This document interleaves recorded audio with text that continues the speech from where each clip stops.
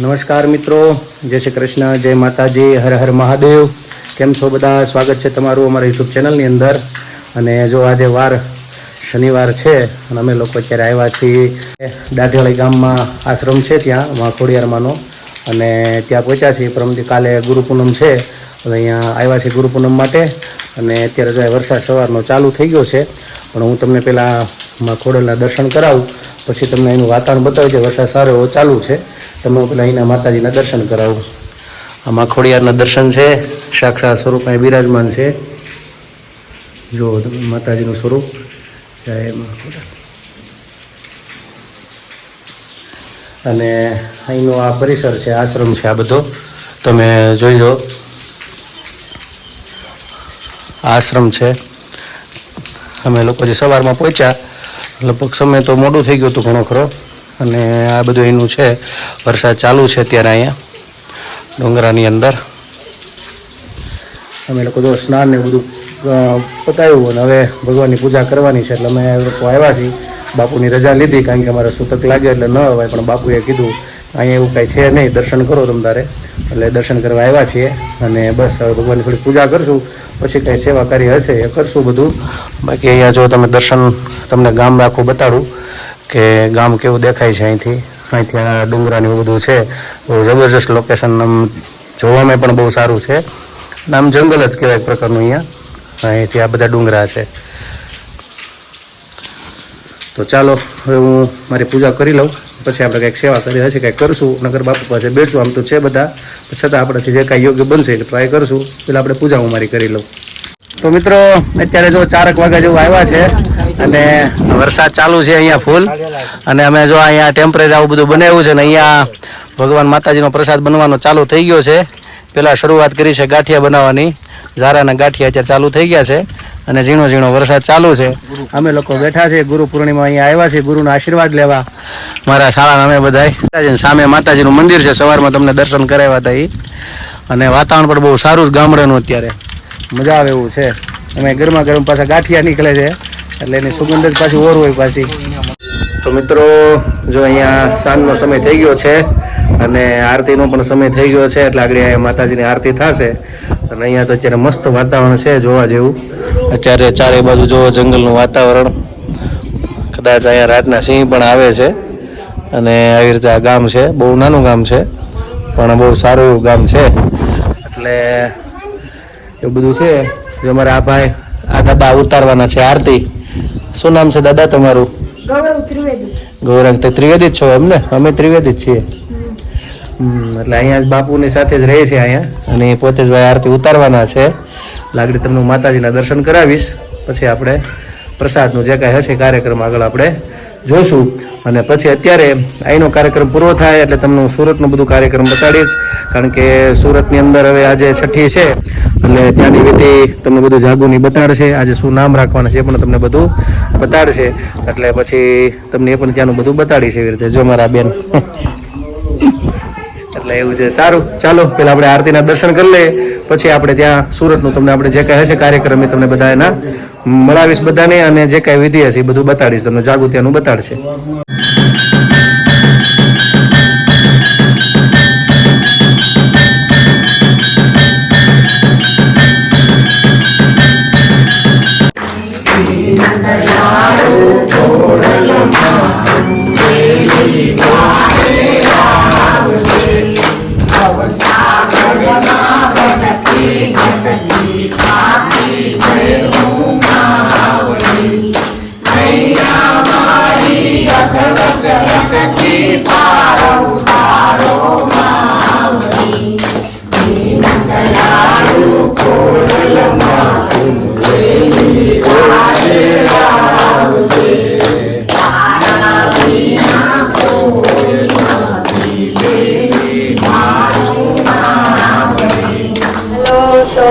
જો કામકાજ કરીને થયા અને હવે આ જો છોકરાઓ બધા રમે છે.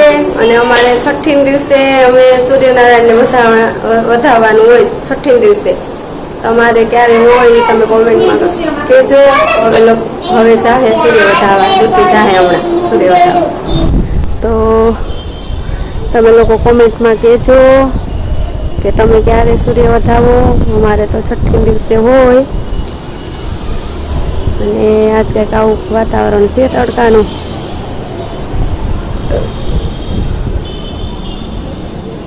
બે દિવસથી તો કાંઈ તડકો હતો નહીં, આજ જોડે તડકો નીકળો. અને અમારા તો જો કપડાં તો અહીંયા છે બધા મૂકેલા, 2 દિવસના ઉકાતા જ નથી, બહુ વરસાદ છે.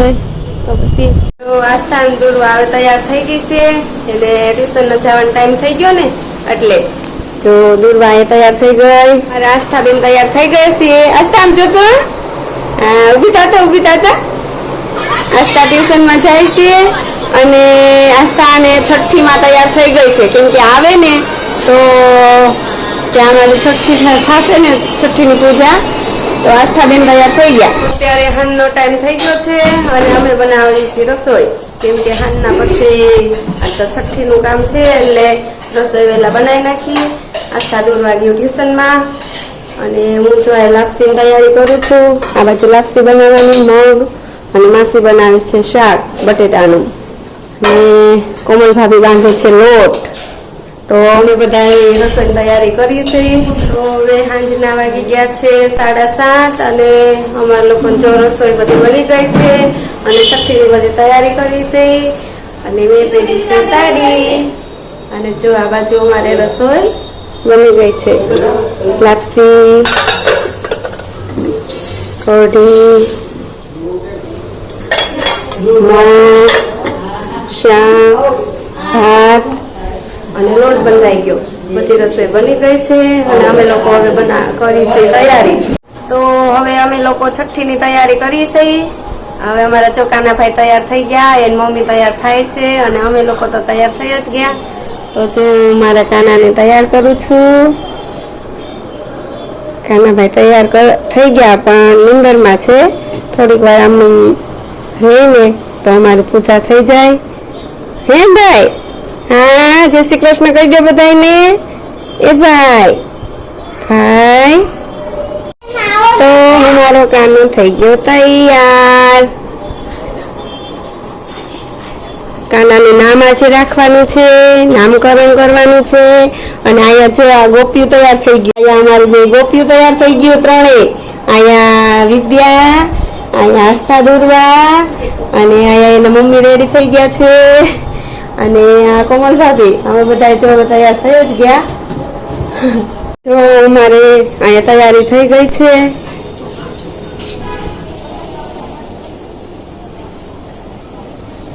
અને બધા મહેમાન આવી ગયા.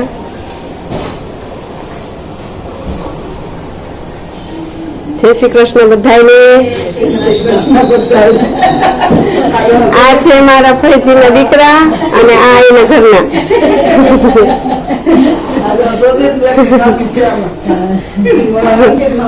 હા, આજે પ્રદીપ ને અંકિતભાઈ બે તો આજે પ્રદીપ ને અંકિતભાઈ એ બે તો ગયા છે પૂનમ ભરવા. તો આજે એ લોકો 2 નથી, બાકી અમે બધા છે. તૈયારી થઈ ગઈ છે છઠ્ઠીની. તો અમે હવે છઠ્ઠી કરવા જાય છીએ. છઠ્ઠીનું રાખ્યું છે ઓલા રૂમમાં રાખ્યું, હોલમાં. તો હવે તમને અમારે છઠ્ઠી કેવી રીતે કરી એ તમને હું પછી હવે બતાવું. આવકારીએ છીએ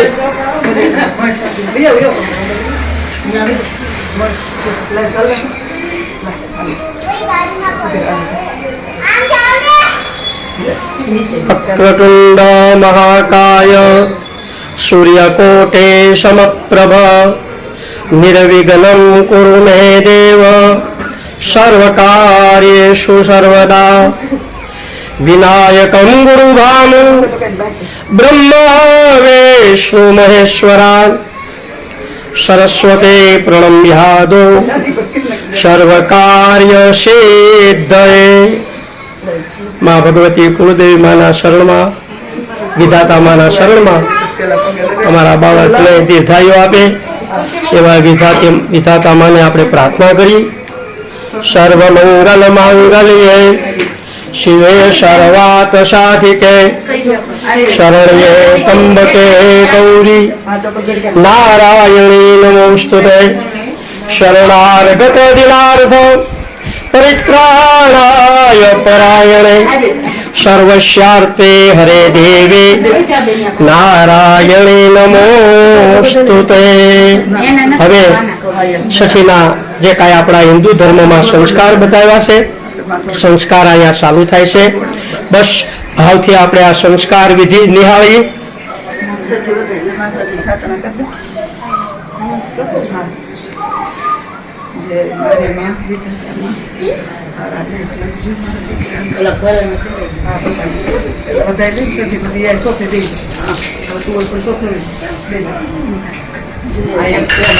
ચાલુ છે હવે નથી જેમ હાથમાં નથી મોટો આ ચડાવ્યો.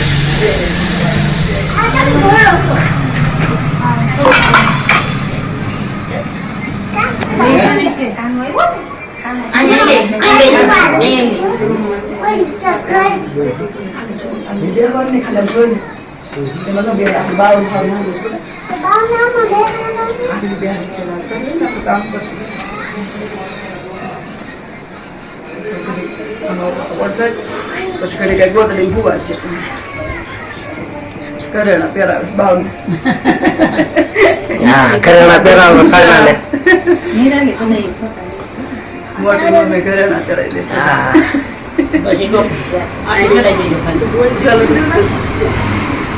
બસ ખાલી જરી કે લાંબુ છે.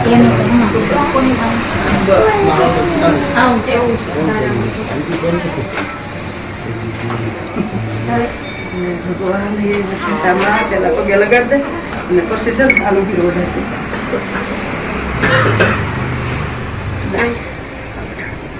જય માતાજી. સમજો તો એનો રામ પગે લગાડી દે માતાજી. જય મારી વધેતામાં એના લેખ જય માતાજી.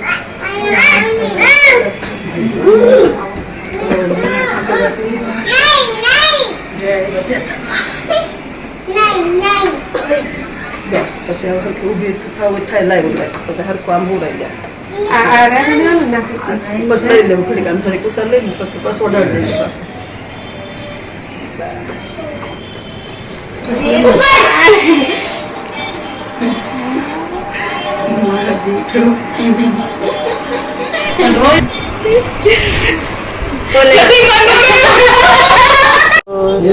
છઠ્ઠી થઈ ગઈ છે ને આ દાદા લઈ આવ્યા છે કાના માટે ગીફ્ટ.